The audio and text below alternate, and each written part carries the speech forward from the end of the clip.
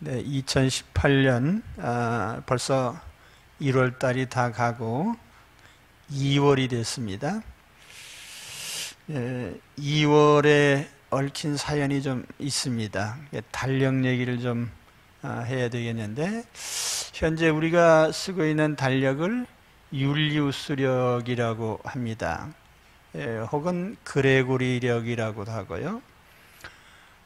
율리우스라는 말이 붙은 것은 이제 로마의 초대 황제는 아니고 집정관이었던 율리우스 시저라는 사람 있죠.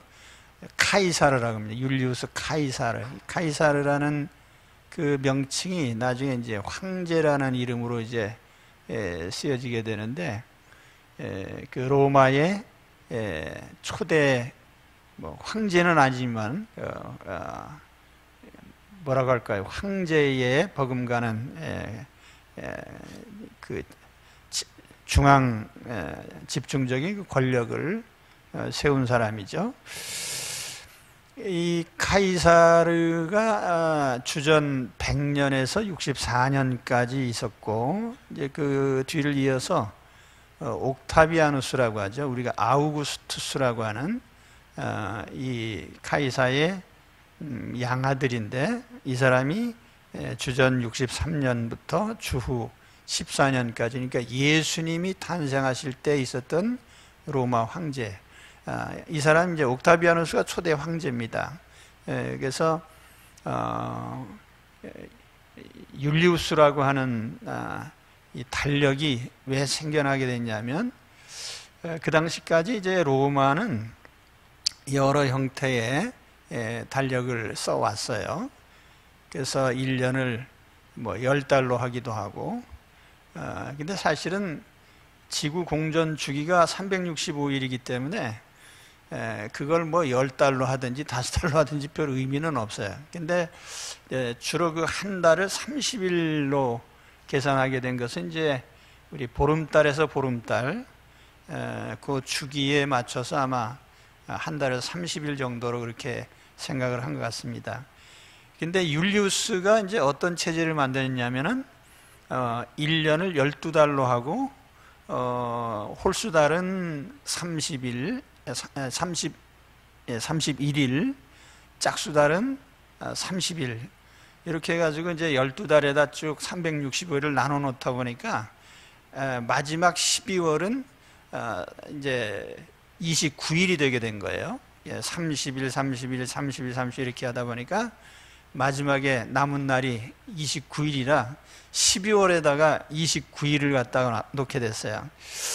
근데 이 시저가 집정관에 취임을 해야 되는데 새해가 돼야만 이제 취임을 하기 때문에, 그래서 그걸 기다리기는 싫고 그래가지고 11월과 12월을 띄어다가 맨 앞에다 붙였어요. 그러다 보니까 이제 11월이 1월이 된 거고 12월이 2월이 된 거예요. 그러다 보니까 2월이 29일이 된 거죠.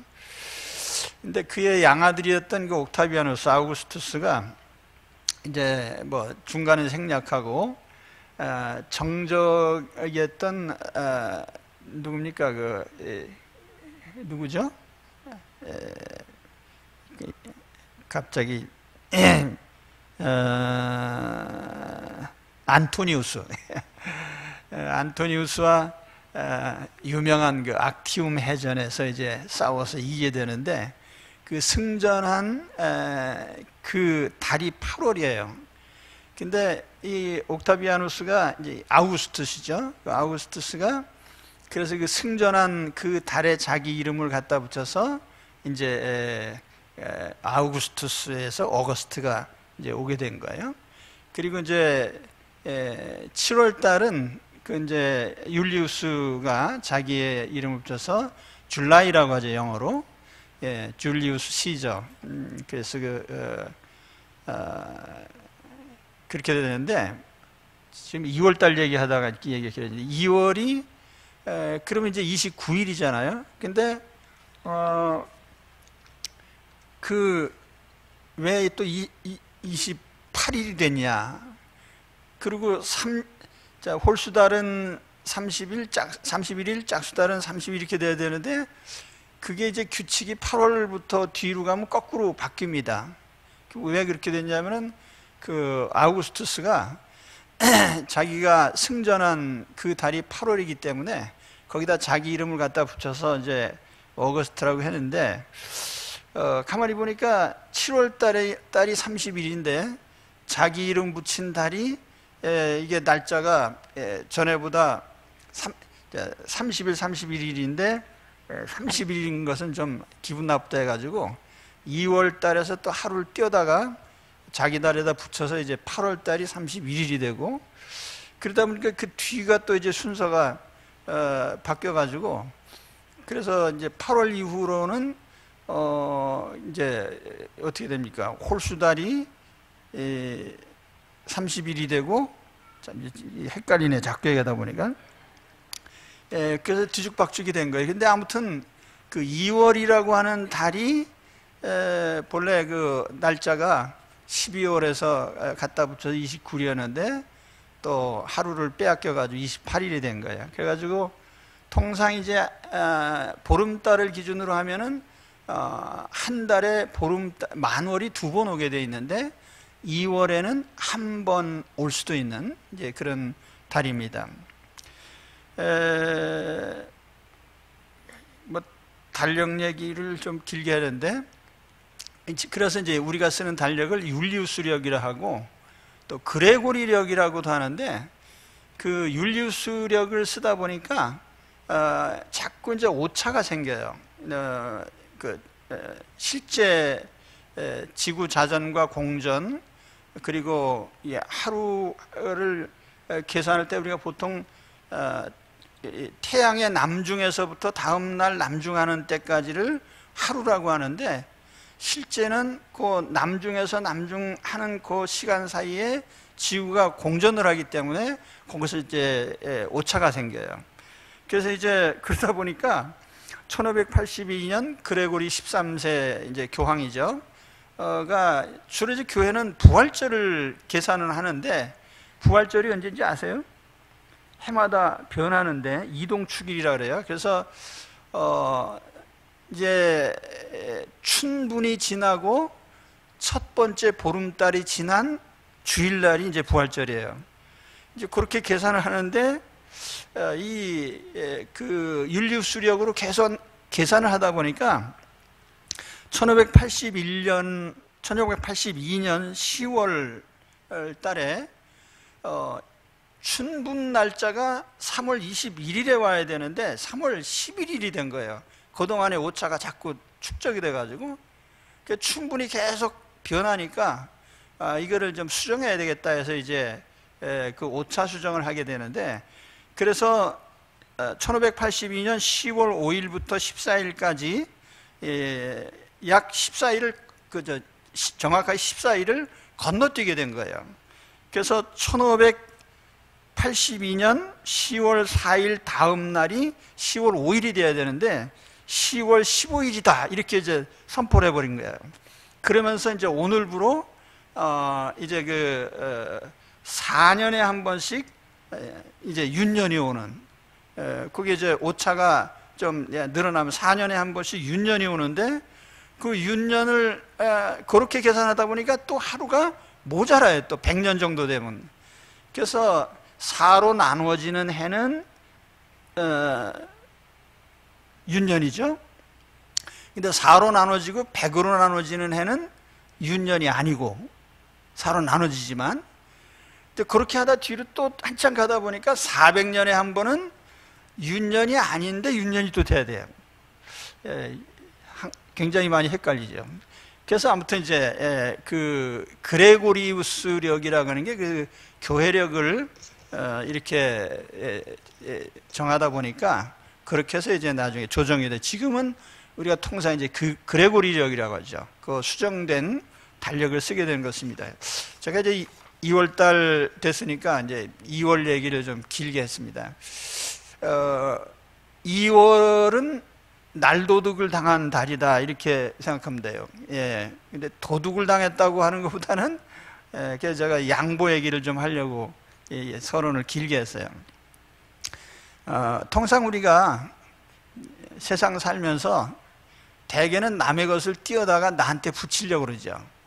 그것이 그 아우구스투스가 이제 2월 나를 하루를 통째로 띄어다가 자기한테 붙였는데, 네 건 내 거고 내 건 내 거다. 그래서 사람들이 항상 그 남의 것을 내 것으로 만들려고 하는, 이제 우리가 세상에서 사는 방식이 그렇잖아요. 내 것은 내 것이고 남의 것은 내 것으로 만들어야 된다. 더 가지고 더 뺏고 더 높아지고 더 앞서고, 이제 우리가 이제 그런 식으로 삽니다. 근데 이제 오늘 제가 읽어드린 본문이 있잖아요. 이거는 저는 여기다가 지독한 양보라고 이렇게 이름을 붙였는데, 하나님은 자기 자녀들에게 지독한 양보를 하도록 하셨어요. 여기 보면은 적어도 그 뒤로 이어지는 말씀 중에 7가지 이제 양보 사항이 나오는데, 첫째는 악한 자를 대적하지 말아라. 그러니까 상대가 나를 대적할지라도 나는 대적하지 말라고 하는 것이죠. 오른뺨을 치거든 왼뺨도 돌려대라. 오른뺨을 치거든, 오른뺨을 치면은, 이 세상에서 제일 기분 나쁜 게 뺨 맞는 건데, 그래서 아이들을 때릴 때도 절대로 때려서도 안 되지만, 이제 체벌을 가할 때도 이렇게 신체적으로 직접 그러면 안 됩니다. 뺨을 맞는 것은 평생에 잊지 못할 기분 나쁜 일인데, 그런 일을 당하고 이쪽도 때려주시오 하고 갖다 대라는 거예요. 그런 정도로 양보하실 수 있겠어요?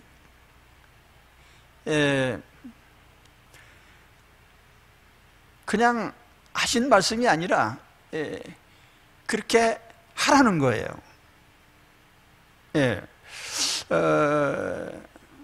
너를 고발하여 속옷을 가지고자 하는 자에게 겉옷까지도 가지게 하라. 어떤 사람이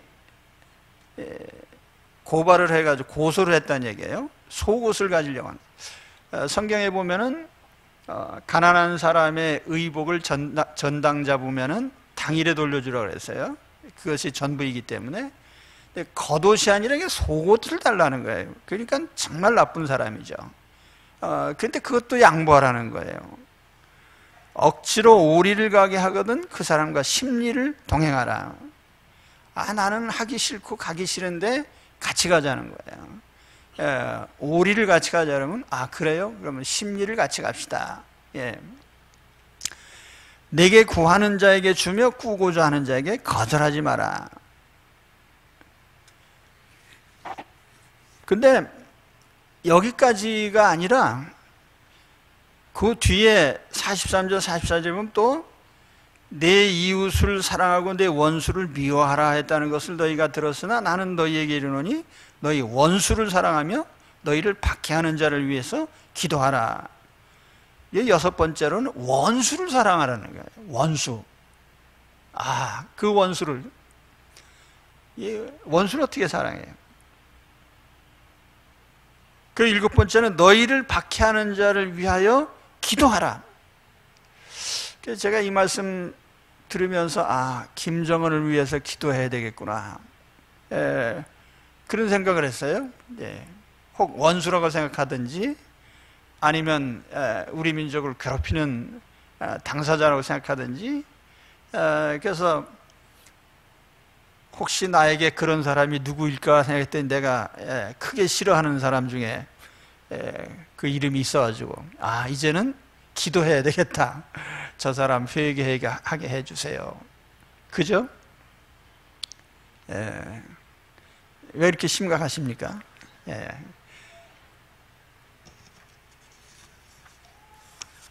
제가 지금 말씀드린 거 이런 정도로 양보하라는 것인데, 주님이 그냥 윤리적으로 이 정도 너희가 했으면 좋겠다라고 하는 그냥 기대 섞인 말씀이 아니라 그렇게 해야 된다는 거예요. 그렇게 해야 된다는 거예요. 참 힘든 일이죠. 근데 이렇게 해야 하나님 자녀라고 일컬음을 받을 수 있겠다. 자, 여러분 어디 가서 나 크리스찬이요, 나 예수 믿는 사람이요, 다른 말로 하면 나 하나님 백성이요, 나 하나님 자녀요, 그런 얘기거든요. 근데 그런 말을 누구에게 할 수 있는 사람이라면 당연히 이런 정도의 양보를 해야 된다는 거예요.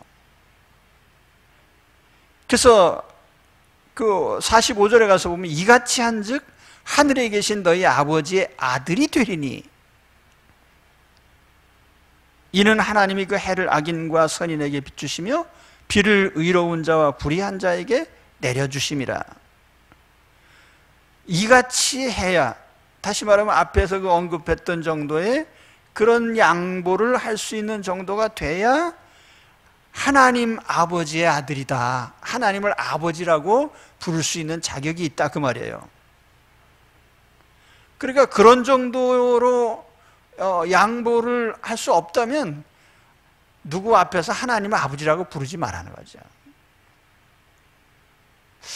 저도 이걸 가만히 생각해 보니까 나는 사람들 앞에서 하나님 자녀라는 소리를 안 해야 되겠다. 왜냐하면 이런 정도 양보를 했는데 나이가 들수록 더 세상 말로 하면 소갈머리가 좁아져 가지고 양보를 안 하려고 그래요. 예, 조금이라도 내 권리를 침해하면 화를 내고 반발하고 그러지, 뭐 걷어달라고 한다고 속옷까지 주고 무슨 오른뺨을 맞으면 왼뺨도 돌려대고, 이게 참 쉬운 일이 아니거든요. 나를 고소하는 사람을 오히려 위해서 기도를 해야 되고, 이게. 근데 하나님께서는 그런 정도를 이행할 때, 하나님을 아버지라고 하고 누구 앞에서도 자랑스럽게 나 크리스찬입니다 라고 말할 수 있다는 거예요. 할렐루야. 왜 가만히 계세요? 그래야 하나님 자녀라니까. 멀쩡하게 나 하나님 자녀하고 선전하고 다니면서 양보를 안 하면 참 그건 하나님 앞에 부끄러운 일이야. 저는 목사이기 때문에 이 목사라는 말을 누구 앞에서 하는 걸 굉장히 참 부담스럽습니다. 그래서 이제 제가 어떤 그룹 여행을 하든지 하면 일체 목사 얘기 안 해요.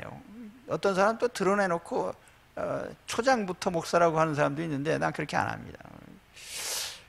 내가 목사인 것은 하나님이 아시고 그 다음에 나의 행동으로 드러나는 것이 오히려 난 것이지, 뭐 교회 타이틀을 우리가 얘기하려고 하면 그냥 신자요라고 말하는 것도 사실은 부담스러운 거거든요. 왜냐하면 거기에 걸맞는 이런 정도의 양보를 해야 그게 신자 아니에요. 근데 여기 계신 분 중에 이런 정도의 양보를 하지 않는다면 이제 누구 앞에서 얘기하지 마세요. 너무나 심각해지셨네 이제.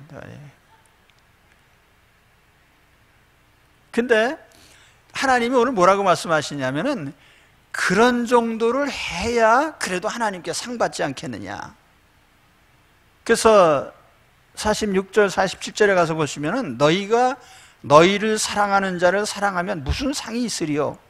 세리도 이같이 아니하냐. 이 세리라는 건 욕심 많은 돈에 욕심 많은 세상 관리인데, 세상의 욕심쟁이도 그런 정도는 한다 이거예요. 그러니까 너희가 너희 형제에게만 무난하면 남보다 더하는 것이 무엇이냐? 이방인도 이같이 아니야. 이방인이라는 게 뭐예요? 하나님 안 믿는 사람도 자기 좋아하는 사람 좋아하고 자기 잘 대해준 사람 잘 대하는 건 다 그 누구나 하는 일인데 그런 정도 가지고 무슨 상을 받겠느냐. 그러니까 하나님께 상을 받을 수 있는 그런 정도의 하나님 자녀라고 하면 당연히 이런 정도는 해야 된다는 거예요. 그렇게 양보를 해야 된다는 거예요. 그러니까 2월달 한 달만 한번 실험해 보십시오. 누가 나의 뺨을 치면 돌려대고, 속옷을 달라고 하면은 겉옷도 주고, 오리를 가져가면 심리를 가지고. 자, 2월 한 달 동안 한번 해보시겠습니까? 아멘 소리가 전혀 안 들리네. 한번 해보시겠습니까? 이게 내 얘기가 아니라 우리 예수님 말씀 아니에요. 예수님이 이렇게 한번 우리가 하자는 거 한 번이 아니라 항상 그래야 하나님 자녀라고 인정되지 않겠냐. 또 그렇다고 해서 이렇게 해야 천국 간다 그 말은 아니에요. 하나님의 자녀라는 신분을 얻었는데 누구 앞에서 하나님 자녀라고 내가 떠버릴 만한 그런 사람이 되려면 이런 정도 해야 되지 않겠냐 이거예요. 근데 제가 이런 지독한 양보 얘기를 하면서 그러면 요즘같이 생존 경쟁이 심한 세상에서 그렇게 양보하고도 무언가 내가 얻을 게 있겠냐? 권리 주장 안 하고 다 양보하고도 얻을 게 있겠냐? 근데요, 성경은 오히려 그것과 역설적으로 반대 얘기를 합니다. 이렇게 양보하는 자가 가장 많은 것을 얻을 수 있어요. 가장 귀한 걸 얻을 수 있습니다.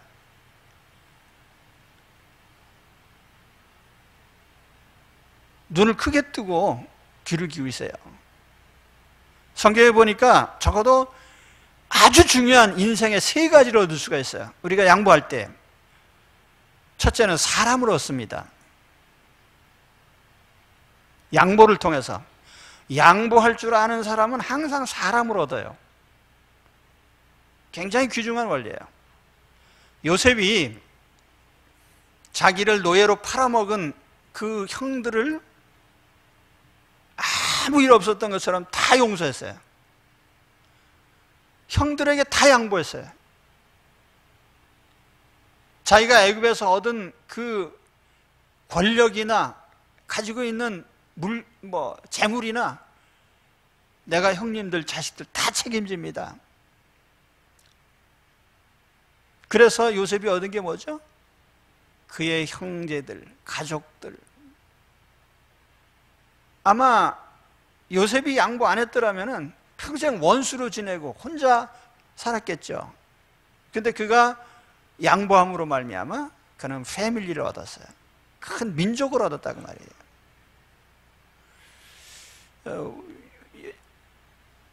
우리가 양보를 할 때 사람을 얻습니다. 가장 귀한 사람, 소중한 사람. 저는 인생 살면서요, 제가 터득한 것 중에 하나 그래요. 내가 권리를 포기하고 양보하게 될 때 항상 사람을 얻는다. 이건 근데 여러분 평생 살면서 제일 소중한 재산이 뭐예요? 사람이에요. 행복을 어디서 얻습니까? 사람을 통해 얻어요. 그 사람을 얻는 것은 양보를 통해서요. 두 번째로 우리가 얻는 건 평화입니다. 양보를 통해서 평화를 얻어요.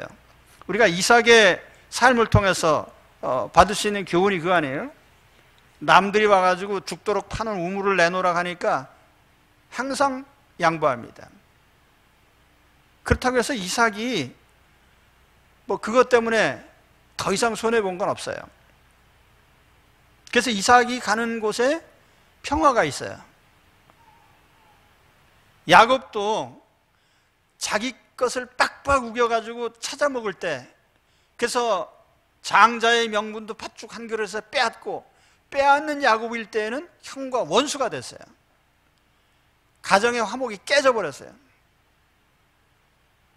그런데 나중에 야곱이 밧다라람에 가서 20년 이상 살면서 품삯을 받지 못하고 일을 해도 참고 견디고 양보하고, 그 야곱이 나중에 에서를 만날 때 보면 엄청난 목축, 양떼, 소떼를 다 형님한테 그냥 가지라고 합니다.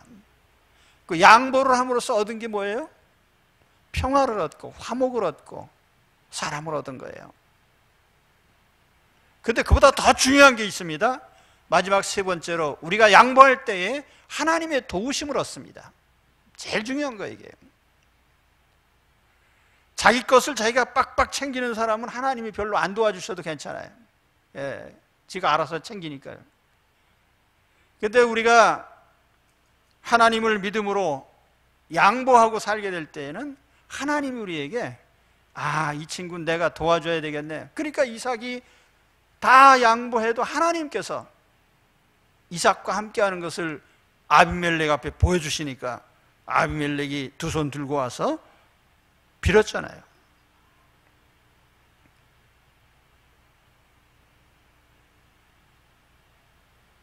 예수님께서는 자기 이름을 위해서 우리가 어떤 일을 당하든지 그 억울한 것, 내가 당한 것 100배로 돌려주시겠다고 하셨어요. 마가복음 10장 30절에 보면 네가 나 때문에 집을 뺏겼냐? 전토를 뺏겼냐? 형제자매를 잃었냐? 부모를 잃었냐? 자식을 잃었냐? 그러면 내가 100배를 더해주겠다. 그래서 야곱도 자기 손으로 이제 챙기지 않고 양보하고 할 때 하나님이 찾아주셨어요. 흰 양떼 가운데 얼룩 있는 양떼, 점 있는 것이 쏟아져 나오게 하셔가지고 야곱이 부자가 되게 하셨단 말이에요. 여러분, 돈은 돈으로 벌고 돈은 악착같이 번다는 생각을 그리스도인들은 바꿔야 됩니다. 우리가 충분히 약자들을 돕고 양보할지라도 하나님이 채워주시면 얼마든지 우리는 부자가 될 수 있고 풍성해지는 거예요. 자, 오늘 하나님께 상 받기 위해서 또 하나님의 자녀라는 타이틀을 정말 부끄럽지 않게 말하기 위해서 우리는 하나님이 요구하신 정도의 양보를 실천에 옮겨야 됩니다. 그것이 사랑의 가장 중요한 실천의 형태예요. 뭐 사랑을 거론하지 마세요. 이런 정도의 양보를 얘기할 수 있어야 그것이 하나님의 사랑이란 말이죠. 그래서 우리는 사람을 얻고 평화를 얻고 하나님의 도우심을 얻습니다.